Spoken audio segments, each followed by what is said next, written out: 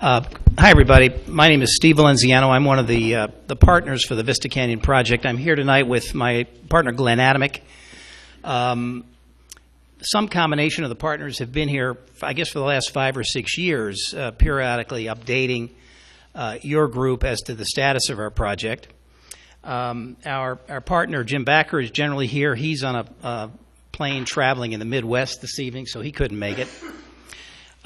So thank you for having us. And what I think we'll do is just briefly remind you about what the project is, and really what I want to do is update you on our status. And if I'm going to hit the right button, here we go. So to remind all of you, Vista Canyon is about 185 acres along the 14 freeway. Sand Canyon sort of on the northeast, Sand Canyon Road, and then Lost Canyon on the south, on the east. We are bordered by, on the south, by the Metrolink line, the Antelope Valley Metrolink line, which connects Lancaster-Palmdale all the way to Union Station in Los Angeles. Included in our overall property is part of the Santa Clara River. So we have about, while the property is about 185 acres, we have about 85 or 90 acres of actual net property to be developed. This property has an interesting history. It was originally settled in the mid-1800s by the Thomas Mitchell, the Mitchell family. And in fact, that family started the first public school in this area, and it was the Mitchell Adobe, which is now over at the Historical Society in Newhall, been relocated. The Thomas Mitchell and some of his family are actually buried on the north side of the river up on a hill we've taken to calling Mitchell Hill, which will be dedicated to the city and become actually an open space and park area.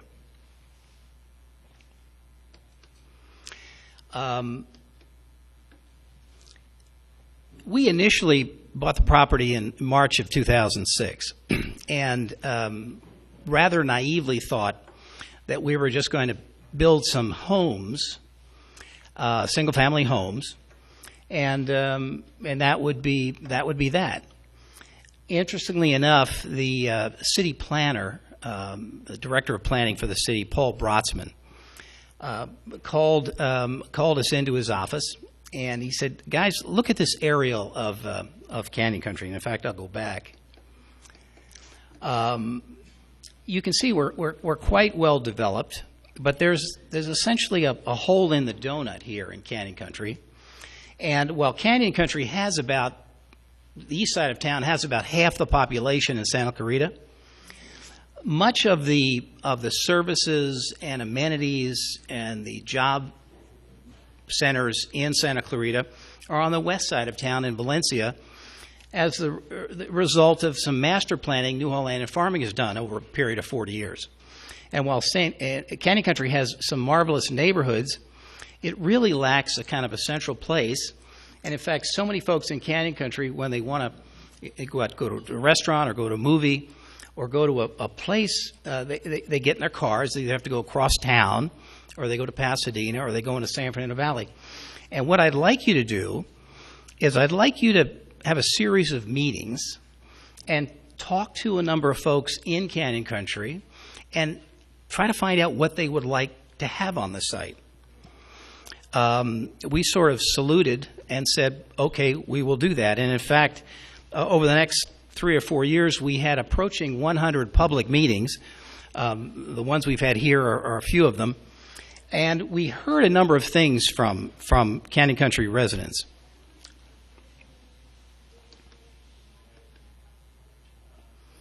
By the way, we talked to not only homeowners, but a variety of organizations, including this one, the Chamber of Commerce, Valley Industrial Association, Sand Canyon homeowners, Fair Oaks homeowners.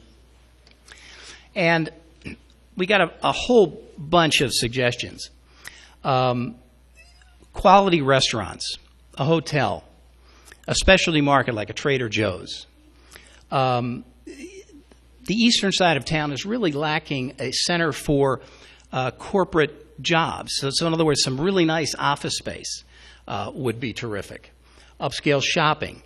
Could we create a unique gathering place in the community for Canyon Country? And then at some point, the city actually came to us and said, you know, you're right along Metrolink. We would really like to upgrade our station at Via Princesa and really put it in a nest of residential, retail, and office space. And, you know, can we work together on this? So we were really taking in an awful lot of input that we shared with our architects and planners on this blank canvas that was Vista Canyon. In our next slide, I'll review the plan with you, but just kind of list what came out of all this in the final plan. We have a regional transit center to include a brand new Metrolink station that will be located at the end of a new sort of main street. This will be in scale somewhat similar to Valencia Town Center, but it won't look like that because we're taking a very different architectural approach to it. It will also have a bus transfer station like the one that is near the Hyatt Center in Valencia. We've got about 1,100 residential units, 700 of which are apartments, and the balance is going to be for sale condos and homes. About 150,000 square feet of what we think of as Main Street retail. So this would not be big box. And by big box, I mean like Best Buy and Target and that sort of thing. Not that at all, but rather smaller shops, restaurants in a walkable street setting. We have entitlements for as much as 600,000 square feet of office space, a mixture of corporate, professional, and medical. We will have to see just how much the market wants of this. We're sort of very excited about having an office center along the Metrolink line that connects Antelope Valley with Union Station downtown. And given the kind of environment we're going to create, we think there could be considerable interest from office users, which to the extent they come will be economic development for Canyon Country. We've got over 4 miles of trails connecting Vista Canyon. These are multi-purpose trails, pedestrian, equestrian, bicycle trails. We have a 10-acre community park. We have a water recycling plant that will capture water in the project, recycle it for our own use, and then we have a surplus of water that will be exported to the water agency to enable the water agency to start a recycling program on this side of town. So there's an awful lot of community infrastructure that's been sort of planned in to the project. Here's our plan, which has really been fixed now since May of 2011, which is when we received our entitlements from the city. And we have to say, starting in 2006 all the way to 2011, it was kind of a long slog. But we were encouraged in the city council hearings that so many folks from Canyon Country spoke in favor of the project and what we were doing. It was very heartening for us. On the left-hand side, the first area there, sort of in the yellow-green, will be our multifamily area, the apartments. That'll probably be the first area that starts, and I'll review our schedule with you on the next slide. Moving to the right in the center of the project is our commercial area, and this is where we're going to have our retail space, our hotels, our corporate and medical office space, and at the very bottom in the purple, we have a public square that terminates in the new Metrolink station. And then moving to the left-hand side of the plan is our residential area, which abuts the Oak Park at the very right-hand side. And this is an area with quite a few oak trees that are as much as 200 years old, and so that area was going to be preserved. And we're going to add a building that we call the River Education Center, which will be a kind of a common area public building for community use. So where are we on the timeline? Again, we acquired the property in '06. Initial planning and community meetings through 2006 to 2008. The formal development application started in 2008. Public hearings were 2010 and 11. We were approved in May of 2011. As all of you, I think, know, our area and surrounding areas were annexed into the city in September of 2012. We are working right now to perfect our permits, and we're preparing a variety of plans, grading plans and other plans to proceed. We think in this year, 2013, we'll actually begin some pre-development work on the site. So we'll actually be out there doing some pre-work, vertical construction to start in 2014, which is just next year, around the corner, to try to bring this all to life. And the project, we think, will run out to 2020, subject to market conditions. Some of you may have seen our renderings before. We took a lot of input in that what folks in Canyon Country did not want is a sort of a duplication of Valencia, which in many cases is sort of the Mediterranean look. And there's more of an interest here in stone, sort of the craftsman forms, kind of, I think of it as Lake Tahoe sort of style, and Robinson Ranch, if you will, sort of look. And so we intend to incorporate that in our architectural style. I just might conclude by saying that my two partners and I have lived in the valley for over 30 years. And, we're very interested in doing something important for the community. I think when we started this project, we didn't know how important this project was going to be for the eastern side of town. And we're happy to be a part of it and look forward to actually getting started here in the relatively near future. So if you have any questions at all, be happy to try and answer.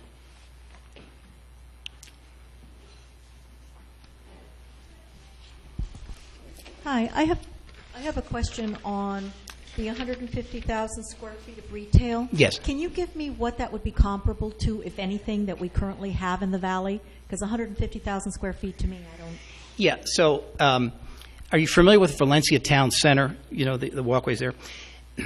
Our scale and dimensions are somewhat comparable. So, for example, if I go back and look at the plan, the dimension here is essentially the same dimension from McBean Parkway all the way to the end of the Valencia Town Center Street. So our scale is about the same. If that helps you. It's about the same rough size in terms of shop areas. Glenn, you want to add to that? Maybe put it in context. You know, like the Bond Center, that whole center there, it's probably roughly 150 or close to it. So that gives you an idea. And ours isn't in that traditional center format, it's in the municipal format. So, as Steve mentioned, it looks like, Valencia Town Center going towards the mall in that Main Street type format, but about the same square footage as your regular shopping center. What about the park? Which one? The one that's going to be... Oh, okay. Yeah, the other opportunity that's created here by relocating the Via Princesa station to this location is the existing Via Princesa station would most likely be converted to a park. And there's a huge opportunity there because the city owns roughly 5 acres that's approved right now with the restrooms and parking. But the county on the other side of the tracks owns roughly 20 acres. And so there have been some conceptual plans and there have been some discussions with the county to really create what is a regional park for Canyon Country in the east side of town, where you would have active play fields. Perhaps that would be a location for a permanent community center, things along those lines. Lots of shade trees. Yeah, I got a question regarding the housing thing. You indicate 1,100 houses or 1,100 living units, of which 700 are going to be apartments. That means 400 will be either single-family homes or condominiums. You indicated, do you know how many condominiums and how many single-family homes you're planning on putting up? What demographic or what part of the public are you trying to attract? Yeah. Is there going to be low-income housing in part of this? And what streets are these people going to impact when they drive away from this area and head into either towards Soledad Canyon or the 14 freeway? Sure. Yeah. I'll start and then Glenn can chime in. So we decided early on that we were going after a demographic we think of as the bookends. So on the younger end of the bookends, you've got what I think of as Generation Y. This is, late 20s, early 30s, early professionals, early family formation. And these folks are looking for interesting places where they can live and walk and recreate and have transit opportunities nearby. The other end of the bookends would be sort of folks like me, empty nesters, baby boomers that are sort of ready to get out of their older, larger single-family home and downsize into a more walkable community with nearby amenities. So we're sort of targeting those two ends of the spectrum. We have no sections of the project specifically designated for low income. I will say that we have been students of the market over the past few years, which has been rather challenging. And, we are not at all trying to duplicate what was sort of being built out here in the valley in 2002 to 2005, larger single-family homes. We're going for smaller square footage and more sort of common area amenities, which again appeal to those bookends that I described to you. Now, as related to traffic, Glenn will chime in here in a minute. We actually spent a lot of time with surrounding community members on the actual circulation. And our two primary means of access into the project are the Vista Canyon Bridge, which is right here, which connects to Soledad Canyon, goes under the freeway here, over and in. And then this is Lost Canyon, which connects up here to Lost Canyon, which goes to Via Princesa. Right now there's this bridge over the railroad tracks and a temporary road that leads to the colony townhomes. We connect all that up, but these are the primary means of access. Where's Sand Canyon? Sand Canyon is right over here. And while there is opportunities for the folks living here to certainly get in their cars and find their way out to Lost Canyon where the schools are, you'll notice this is a pretty tortured route through here. And we were very mindful of minimizing through traffic on Lost Canyon in front of Sulphur Springs and Pinecrest School. So the traffic in all our studies indicate that most of the traffic kind of moves south, and our primary means of access to the project are the two major arteries I described. So Glenn, you want to add to that? Did I answer your question? Yeah, I'm still sort of confused on exactly where this thing is, but I'll try and look at it. You mean where the project is? Yeah. Do you know where that long building on Prospect Park is? The one that used to have a big tooth on it? Yeah. Okay, like back behind there. That's the best way I can describe it. So this is Lost Canyon Road and Fair Oaks Ranch. This is Fair Oaks Ranch. This is an older area. All the homes have been built here. So Fair Oaks really goes and covers most of the backside of the western half of the project. This is the Colony Townhomes, Jake's Way, of course, all the way out to Sierra Highway. So what Steve was referring to, the primary access really for the project is based on a number of trips, is Lost Canyon Road, which could be striped up to 6 lanes. It's a major highway. Goes back down to Via Princesa to the 14 at that point. And then we do have a bridge connection that goes back to Soledad. That bridge connection is really one travel lane in each direction with an emergency vehicle lane in the middle. And then a Class 1 trail, 2 lanes back to Soledad Canyon Road. And then, of course, we connect to Jake's Way. And so Jake's Way that way. And then as Steve was talking about, Sand Canyon is sitting right here. And so Lost Canyon connection here, which we tried to minimize any cut through from here over to here to kind of reduce trips going over to Sand.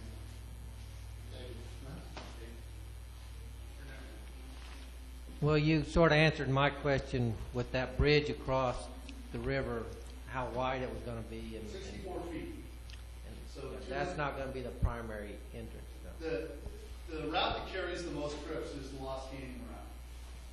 Back in the south. Yeah, my two questions were, the 2 lanes coming in from Soledad, is that going to be able to accommodate all these people for all that traffic? And also, maybe I'm just stupid, but isn't that the whole Vista Canyon area a floodplain? It just seems kind of weird to me that all that's going to be built on. There's about 20 acres of floodplain that gets removed from the 100-year floodplain. And we are putting in buried bank stabilization as well, which are flood control improvements. And then the site is raised out of the 100-year floodplain. So there's no developed area that's going to be within the 100-year floodplain. With regards to the roundabout on Sand Canyon, wasn't that kind of designed to be able to mitigate some of the traffic going from this property and the schools back over to Sand Canyon for easy access to the freeways? It's actually a good point. The Sand Canyon Lost Canyon Road intersection is an intersection that's failing today. That is, it operates at a level of service F for certain periods of time. It's primarily related to when the schools are being dropped off and picked up in the morning. What the city required this project to do is they required that the environmental impact report look at 4 different scenarios for improvements to that intersection, because that intersection needed to be fixed. What the council ultimately approved was a roundabout design, a single-lane roundabout design, and that will actually mitigate the impacts of this project and existing development on that intersection. Another huge component to this all is our students are going to be going to Sulphur Springs Elementary School. About 50% of the kids today are coming from schools north of State Route 14 to that school. We are funding a new school that will be located north of State Route 14, and it allows Sulphur Springs to kind of reorganize where kids are going to school, and so our kids will then replace them, which provides some opportunities for kids to walk, and also relieves a lot of congestion in the intersection. And one last thing, I didn't notice on the drawings, is there any type of a sound wall for the Metrolink versus the project? There is. There actually is. It was a sound wall that was added on the western side during the hearings by the Planning Commission on an area adjacent to where Farrell's Ranch is at. Was it a quick question? I have two-part question. First one, the construction term is now 6 years, you're saying.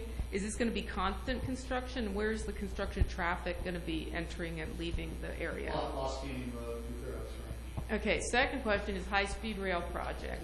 I heard somebody from your group speak at the high-speed rail open public forum meeting saying that it would have an impact on your project, and that you really wanted the rail, if it went forward, to be underground.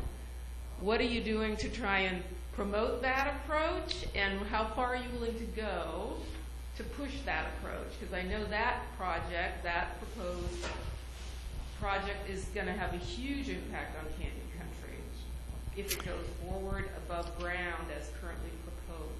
Well, as Steve may have mentioned before he got up and spoke, he is on the committee, Yep. Along with various residents in the Canyon Country community. And, we're certainly working with the community and with the city on, pushing back with the high-speed rail folks. The 2 preliminary alignments that they have both come out here.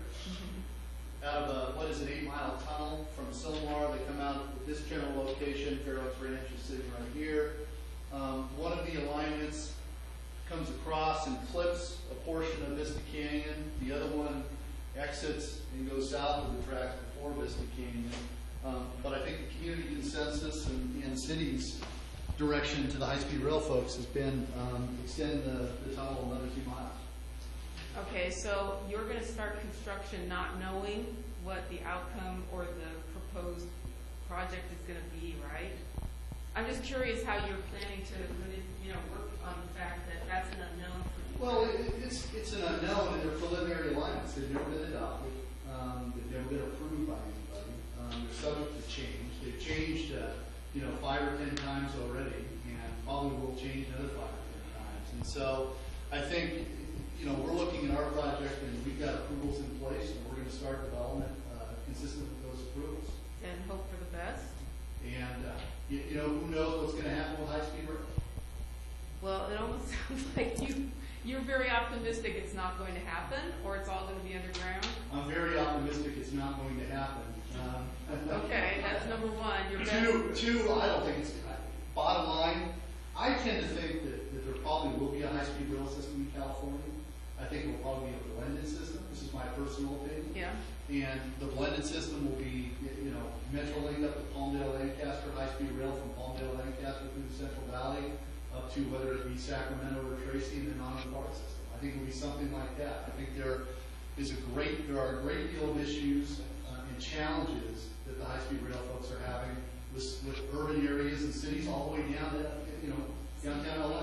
So that's a huge uphill battle, and we'll see what comes from that. You should know that the city's very engaged and pushing very hard with the High-Speed Rail Authority to preserve the job center at Vista Canyon because it represents economic development for Canyon Country.